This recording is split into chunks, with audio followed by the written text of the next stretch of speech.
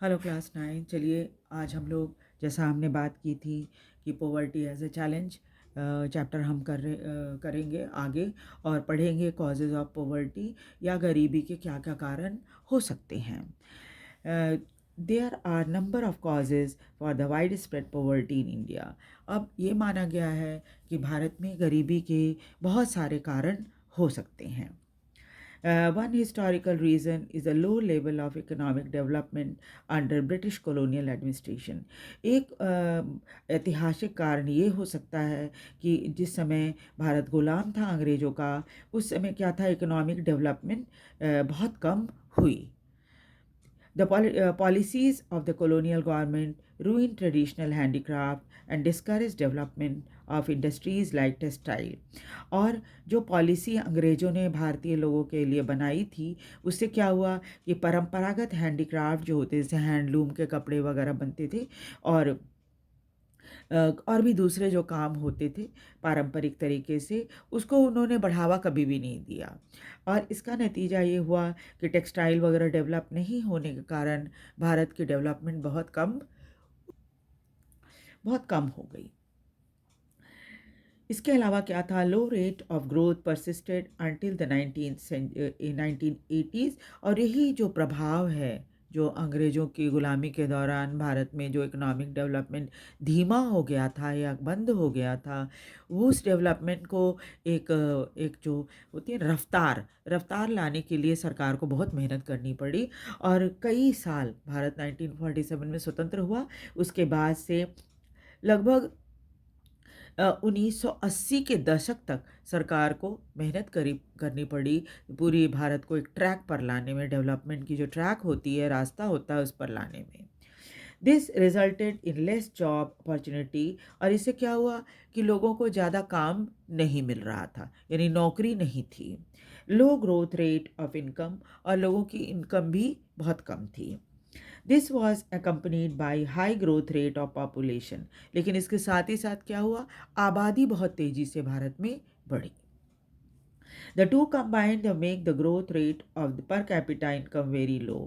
और आपको पता ही है कि जो इनकम होती है वो इनकम डिवाइडेड बाय पॉपुलेशन होता है। तो पॉपुलेशन अगर बहुत बढ़ रही है और इनकम आपकी कम है, तो स्वाभाविक है कि पर कैपिटा इनकम जो होगी वो कम हो जाएगी। The failure at both the front. उसके अलावा तो इस तरह से क्या हुआ, दोनों रास्तों में सरकार फेल हो गई। Promotion of economic growth and population control perpetuated the cycle of poverty. और इकोनॉमिक ग्रोथ नहीं हो पा रहा था तेज़ी से, और पॉपुलेशन बहुत तेज़ी से बढ़ रही थी। इन दोनों ने मिलकर गरीबी को और बढ़ावा दे दिया था। With the spread of irrigation and the green revolution, फिर क्या हुआ, सिंचाई की व्यवस्था भारत में की गई और ग्रीन रिवोल्यूशन यानी हरित क्रांति भारत में आ गया। Many job opportunity were created in agricultural sector. और एग्रीकल्चर के सेक्टर में कई अपॉर्चुनिटी लोगों को मिलने लगी जॉब की। But the effect were limited to some part of India. लेकिन इस ग्रीन रिवोल्यूशन का असर भारत के सभी हिस्सों में समान रूप से नहीं पड़ा था। The industries both in public and private sector did provide some job। कुछ इंडस्ट्रीज़ जो कि पब्लिक और प्राइवेट सेक्टर में थी, उन्होंने कुछ नौकरियां तो लोगों को दी।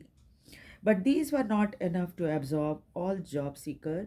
लेकिन इनकी संख्या इतनी कम थी कि जो बेरोजगार थे, सभी को रोजगार मिलना संभव नहीं था। Unable to find proper job in cities, many people started working as rickshaw pullers, vendor, construction workers, domestic servant, etc। और जब इन्हें शहरों में नौकरी नहीं मिली, तो फिर क्या हुआ कि बहुत सारे लोग जो थे वो रिक्शा खींचने वाले और घूम घूम कर चीज़ें बेचने वाले, कंस्ट्रक्शन साइट में काम करने वाले और घर में नौकर का काम करना लोगों ने शुरू कर दिया। विद इरेगुलर स्मॉल इनकम, अब इनसे तो नियमित रूप से पैसा नहीं मिलता है, अनियमित रहती है income. These people could not afford expensive housing. और इसलिए पैसे की कमी होने के कारण न तो इनको रहने के लिए अच्छा सा घर मिल रहा था और न ही सुविधाएं मिल रही थी, क्योंकि आपको पता ही है रेंट वगैरह बहुत ज़्यादा होता है। तो जब कमाई कम होगी तो आप ज़्यादा रेंट वाले घर में तो नहीं रह पाओगे। They started living in slums on the outskirt of city. इसलिए क्या किया, लोगों ने झुग्गी झोपड़ियों में रहना शुरू कर दिया। The problem of poverty, largely a rural phenomenon, also became the feature of the urban sector. पहले ये माना जाता था कि गाँवों में ही सिर्फ इस तरह की गरीबी होती है, लेकिन अब क्या है, शहरों में भी इस तरह की गरीबी दिखने लग गई थी। Another feature of high poverty rate has been the huge income inequality। एक और फीचर जो गरीबी की दिखती है, असमानता, वो है किसी की इनकम बहुत ज़्यादा है, किसी की बहुत कम है। One of the major reasons for this is the unequal distribution of land and other resources। और ये जो फ़र्क है अमीरी और गरीबी का, इसका मुख्य कारण जो है वो अनइक्वल डिस्ट्रीब्यूशन, यानी समान रूप से ज़मीन का डिस्ट्रीब्यूशन लोगों के बीच में नहीं किया गया है, न ही दूसरे रिसोर्सेज का किया गया है। Despite many policies, we have not been able to tackle the issue in the meaningful manner। वैसे तो सरकार ने बहुत सारी पॉलिसी बनाई है, लेकिन इसके बावजूद भी हम इस प्रॉब्लम को सॉल्व नहीं कर पाए हैं। Major policy initiative like land reform, बस सरकार ने पॉलिसी बनाई है ज़मीन सुधार की, which aimed at distribution asset in rural areas, have not been implemented properly.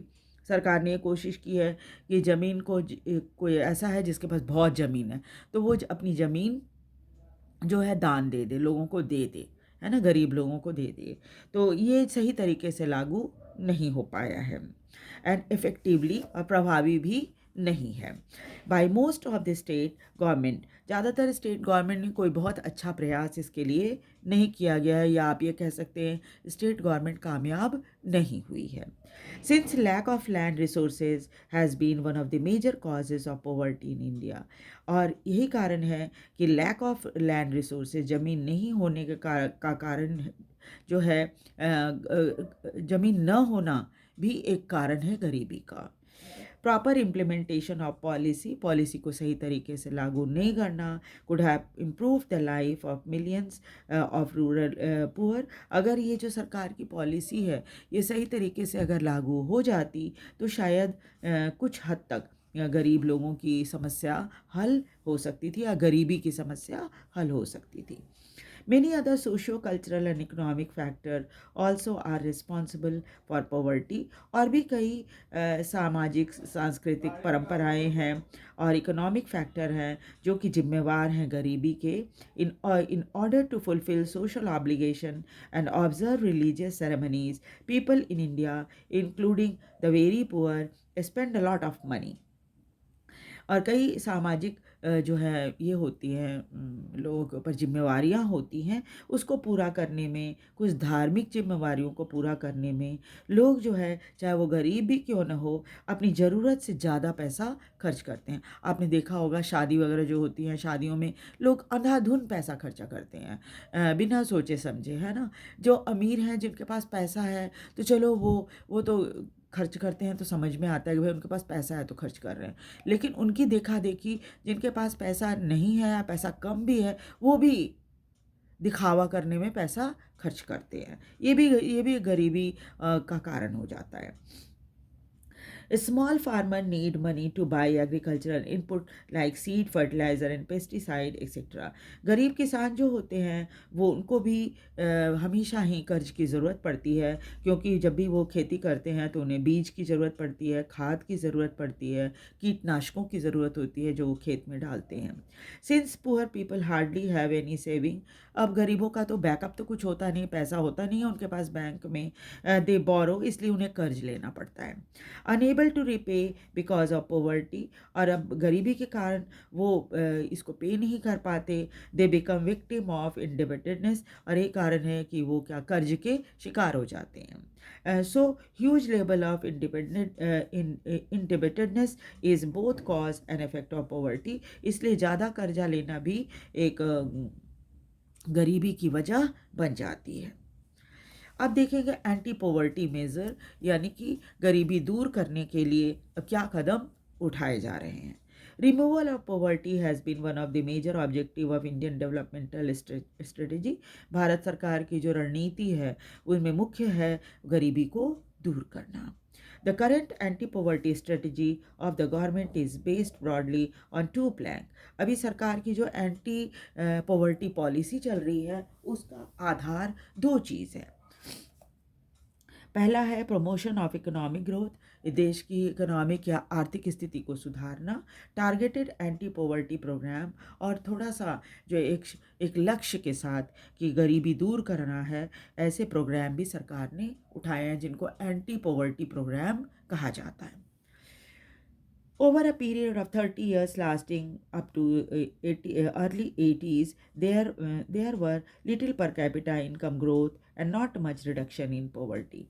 तो जब पिछले 30 सालों में यानी 80 के दशक तक ये देखा गया था कि पर कैपिटा इनकम ज़्यादा बढ़ा नहीं लोगों का, यानी लोगों की कमाई बढ़ी नहीं, और इसलिए गरीबी भी दूर नहीं हुई। कम से कम आपकी कमाई इतनी होनी चाहिए कि आप अपनी बेसिक जो ज़रूरत है, रोटी कपड़ा मकान, बीमारी स्कूल कपड़े, है ना, इसके अलावा अगर बीमार पड़ जाते हैं तो इलाज कराना, बच्चों को शिक्षित करना, इतना काम, रहने के लिए सही घर बिजली पानी का इंतज़ाम होना, ये सब चीज़ें बहुत ज़रूरी हैं। तभी आप माने जाओगे कि आप गरीबी रेखा से ऊपर हो, अगर आपको ये सुविधाएं मिल रही हैं तो इसलिए क्या है कि गरीबी उतनी दूर नहीं हो पाई थी। Official poverty estimate which were about 45% in early 50s, अगर सरकारी देखा जाए हिसाब किताब तो ये देखा जाता था कि 45% लोग जो है 1950 में गरीबी रेखा से नीचे थे। अब क्या था, remain the same in the early 80s, और यही 45% 1980 के दशक में भी गरीब थे, गरीबी रेखा से नीचे थे। Since the 80s, India's economic growth has been one of the fastest in the world. उसके बाद 80 के दशक के बाद से जो 1980 के दशक का जो है था, उसके बाद से इकोनॉमिक ग्रोथ दुनिया में भारत का सबसे तेज हो गया था। The growth rate jumped from the average of 3.5% in the year 1970 to 6% during 1980s and 1990. Bharat में जो ग्रोथ रेट है वो बहुत तेज़ी से बढ़ा और एवरेज करीब 3.5% था 1970 के दशक में, और 6% 80 और 90 के दशक में था। The higher growth rate have helped significantly in the reduction of poverty. अब चूंकि यहाँ पर प्रोडक्शन बहुत तेज़ी से बढ़ गया था, इसलिए गरीबी भी काफ़ी हद तक दूर होने लगी थी। Therefore, it became clear that there is a strong link between economic growth and poverty reduction. इससे साफ पता चलता है कि अगर किसी देश में इकोनॉमिक ग्रोथ होती है तो गरीबी वहाँ पर दूर जरूर हो जाएगी। इकोनॉमिक ग्रोथ वाइडन अपॉर्चुनिटी, क्योंकि जब इकोनॉमिक ग्रोथ होता है तो लोगों को काम करने के लिए जॉब के मौके मिलते हैं। Provide the resources needed to invest in human development, और लोगों के पास इतना पैसा आ जाता है कि वो ह्यूमन डेवलपमेंट में यानी अपने ऊपर स्किल्ड बनाने में अपने आप को खर्चा कर सकते हैं, पढ़ाई लिखाई में खर्चा कर सकते हैं। This also encourages people to send their children, including the girl child, to school in the hope of getting better economic return after investing in education.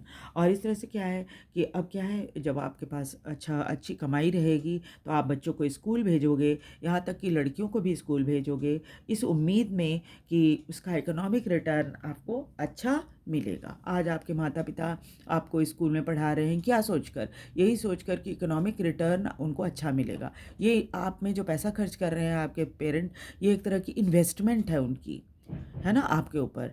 और जब आप पढ़ लिख के जॉब आपको अच्छी मिल जाएगी तो वो उनका रिटर्न होएगा, है ना, उनको रिटर्न मिलेगा उसका।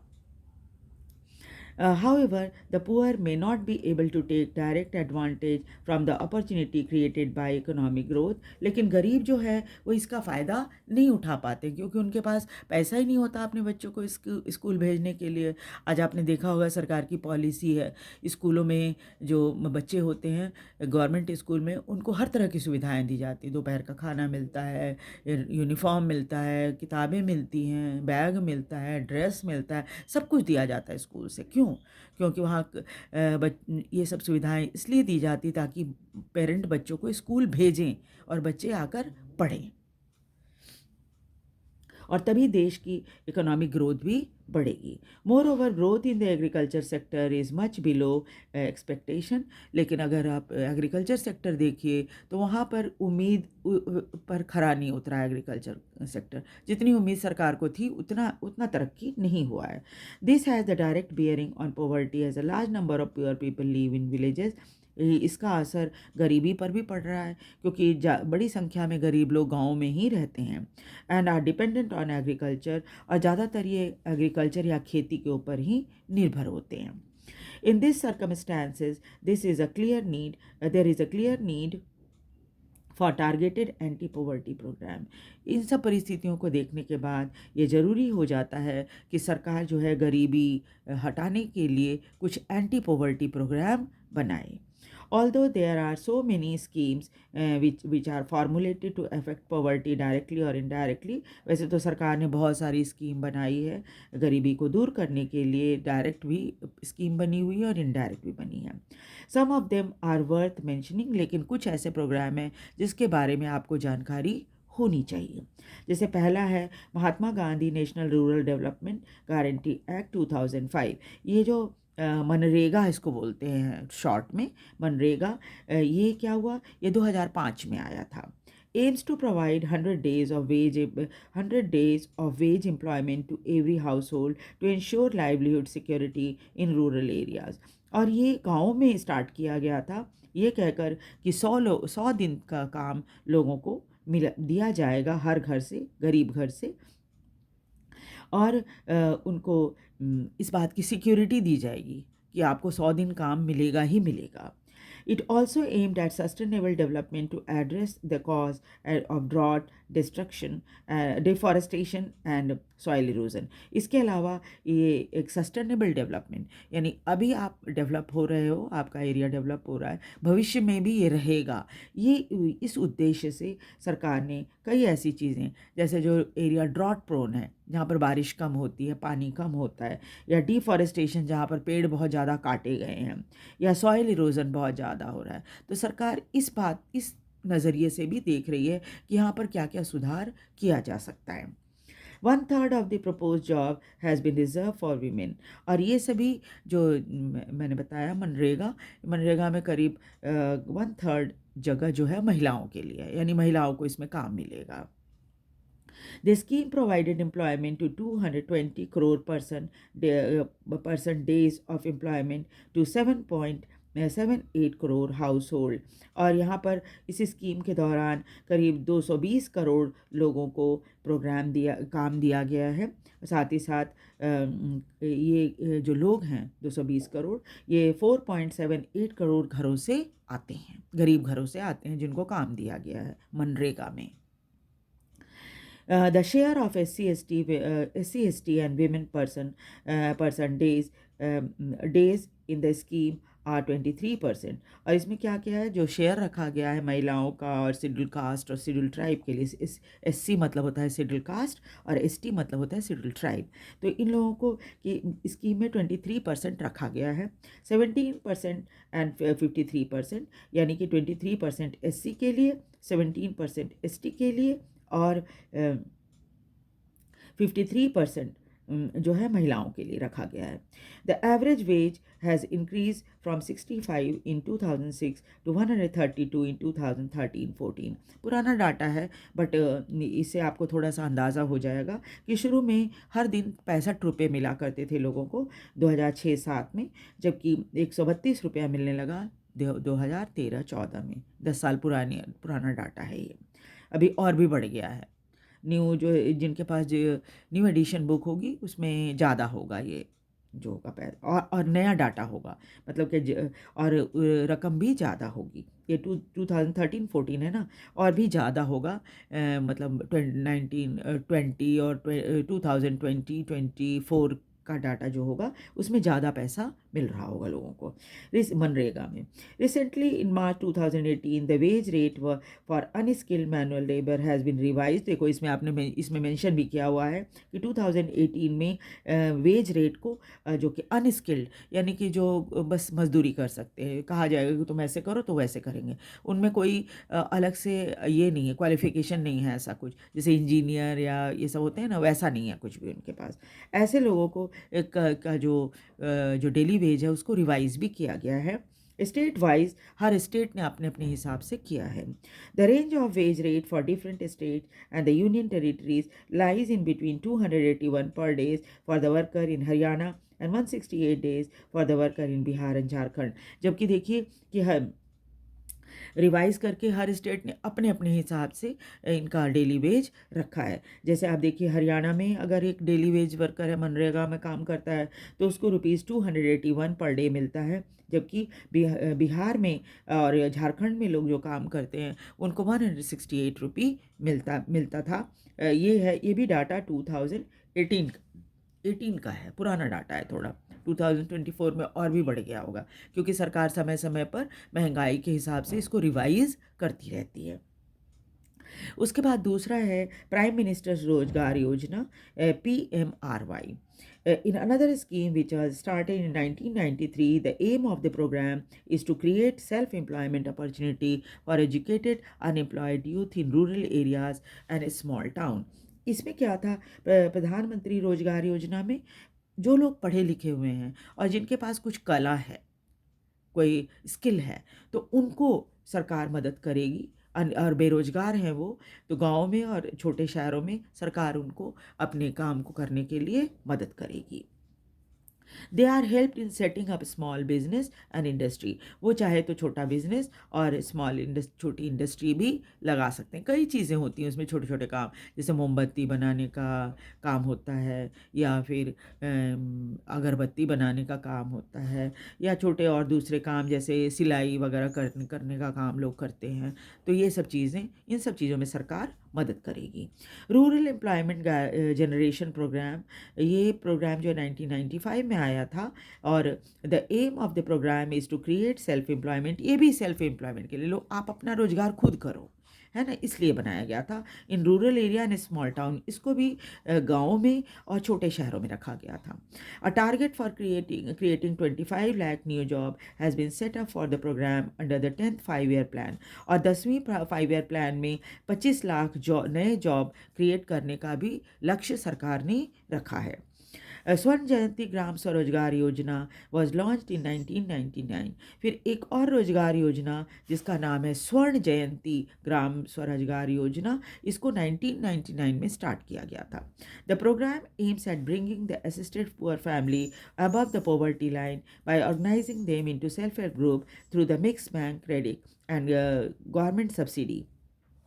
इसमें क्या किया गया था कि जो गरीब होते हैं ना, उनको एक साथ इकट्ठा किया गया। जैसे एक गांव में 25 घर ऐसे हैं जो कि गरीब हैं, तो उनको इकट्ठा किया गया और एक ग्रुप बनाया गया जिसको सेल्फ हेल्प ग्रुप कहा जाता है। इस तरह का ग्रुप बनाया गया और जब ग्रुप बन जाता है ना और वो ग्रुप अच्छे से काम करता रहता है कुछ कुछ समय तक, तो फिर बैंक इस ग्रुप को लोन भी देती है। तो ये व्यवस्था, और सरकार की तरफ से कई मामले में सब्सिडी भी मिलती, छूट भी मिलती है इनको। तो सरकार ने इनकरेज किया कि वो या सेल्फ हेल्प ग्रुप बनाएं और बैंक से उधार ले सकते हैं। अंडर प्रधानमंत्री ग्रामोदय योजना एक और प्रोग्राम बनी है, प्रधानमंत्री ग्रामोदय योजना लॉन्च इन 2000, इसको 2000 में स्टार्ट किया गया था। Additional central assistance is given to state for basic services such as primary health, primary education, rural shelter, rural drinking water, rural electrification. और इसमें प्रधानमंत्री ग्रामोदय योजना में जो कि जिसको सेंट्रल गवर्नमेंट ने भी मदद की है, राज्य सरकारों को कई मामले में। जैसे अगर राज्य सरकार primary health, primary education, rural shelter, rural drinking water, rural electrification का काम करेगी तो सेंट्रल गवर्नमेंट भी उनको पैसे से मदद करेगी। Another important scheme is Antyodaya अन्न योजना। एक और प्रोग्राम है जिसको अंत्योदय अन्न योजना कहते हैं, about which you will reading more in the next chapter. आगे भी आपको इसके बारे में पढ़ना है। The result of these programme have been mix. ये सब प्रोग्राम बहुत सारे बनाए तो गए हैं, लेकिन इसका रिज़ल्ट मिक्स है बिल्कुल। One of the major reason for less effectiveness is the lack of proper implementation and right targeting. एक तो सबसे बड़ा है कि इसको सही तरीके से लागू नहीं किया गया है और टारगेट सही तरीके से नहीं किया गया है कि कैसे गरीबी दूर की जाए इनकी। Moreover, there has been a lot of overlapping of scheme और एक ही तरह के कई स्कीम सरकार ने चला दिए हैं। Despite good intention, हालांकि सरकार की नीयत तो अच्छी ये है कि भाई सबकी गरीबी दूर हो जाए, लेकिन ना कुछ फ़ायदा नहीं हो रहा है इससे। The benefit of these scheme is not fully reach to the deserving poor, क्योंकि सरकार ने स्कीम तो बहुत अच्छी अच्छी बनाई है, लेकिन मुश्किल यह है कि जिन तक इस स्कीम को पहुंचना चाहिए वहां तक ये स्कीम पहुंच नहीं पा रही है। Therefore, the major emphasis in the recent year is on proper monitoring of all the poverty alleviation program. इसलिए अब सरकार कोई नया प्रोग्राम नहीं बना रही, वो पुराने प्रोग्राम को पर ही नज़र रख रही है कि कैसे इन सभी प्रोग्राम को लागू किया जाए ताकि जो सचमुच में गरीब लोग हैं उनको इसका फ़ायदा मिल सके। ठीक है, तो आगे हम लोग चैलेंजेस अहेड पढ़ेंगे, देखेंगे कि सरकार के सामने क्या क्या चैलेंज है इस गरीबी को दूर करने के लिए। Thank you very much. Video को लाइक और सब्सक्राइब ज़रूर कर दीजिए और शेयर भी कीजिए ताकि दूसरे बच्चे भी इसे देखें। Thank you.